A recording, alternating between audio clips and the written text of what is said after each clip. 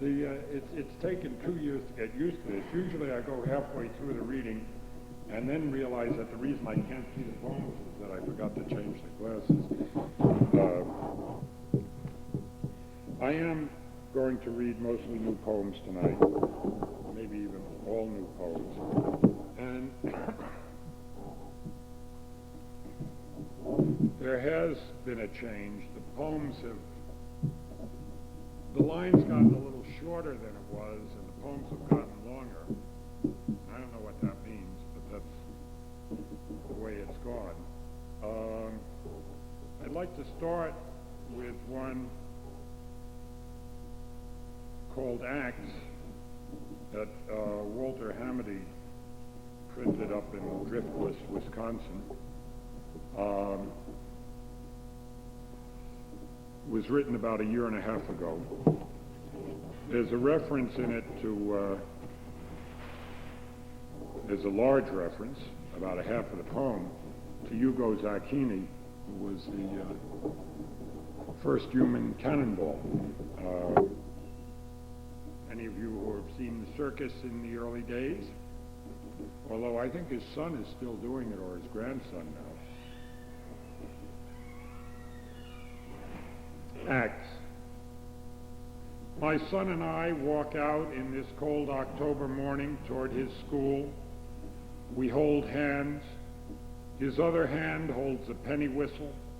He will use it to accompany the guitar in the morning singing circle.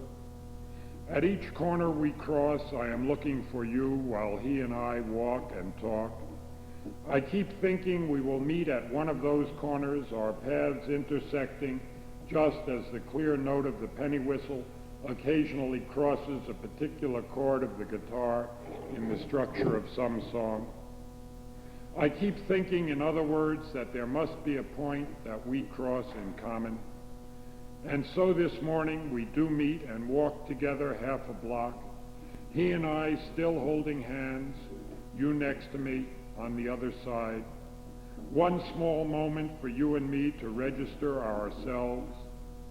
And then later, after he is in school and you are gone, I drink my morning coffee and read the paper, again intersecting, this time with the world.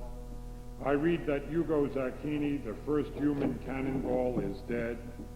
I read that all his life he wanted to be a painter, and that after his retirement he taught art to young kids.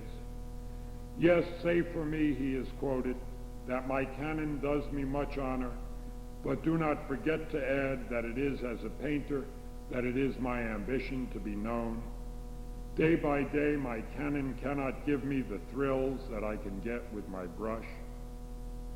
Lucky man who day by day, first in Malta, then throughout Europe, then in the old garden, before me, a little boy holding my father's hand, went 150 feet, reaching an arc of 75. Where was my father headed? What intersection was I going toward then? A flash, a puff of smoke, a roar, and he would go hurtling through the air in an idea he conceived serving with the artillery in World War I. So I hurtle toward you and toward this poem, aiming for some corner of our lives where we can meet this morning. I do not know whether or not there is a net. It never occurs to me to wonder about it. The flash, smoke, and roar take the forms of an alarm clock and the radio and a small child needing his bottom wiped.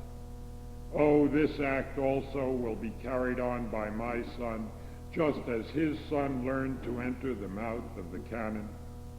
Oh, I also wanted to do something else. Oh, I also learned my methods in some previous wars.